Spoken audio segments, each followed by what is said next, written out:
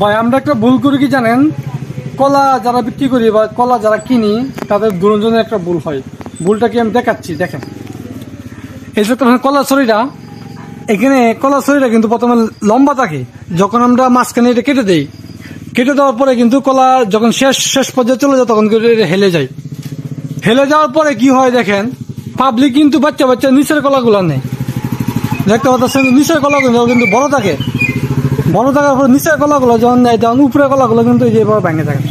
এই দেখতে পাচ্ছেন, এরকম কিন্তু ভাঙে থাকে। আমি দেখাইতেছি আপনাকে, দেখেন, এই দেখেন নিচের কলা নেওয়ার ফলে কিন্তু উপরের কলা ভাঙে থাকা। আর দ্বিতীয় কারণ হচ্ছে কলার যে আপনার এই যে ছড়িটা আছে এটা যখন লম্বা থাকে, যখন নিচের কলা বিক্রি হয়েছে তখন কিন্তু আমরা কাটতে দিই।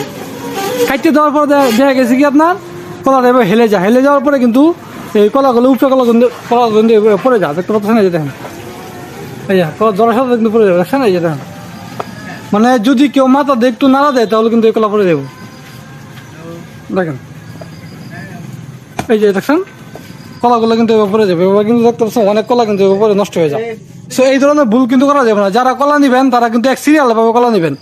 শুধু বড় কলা থেকে নিচে কলা নিবেন এটা কিন্তু হইব না ভাই, তাহলে কিন্তু আপনারও লস, দোকানদারেরও লস।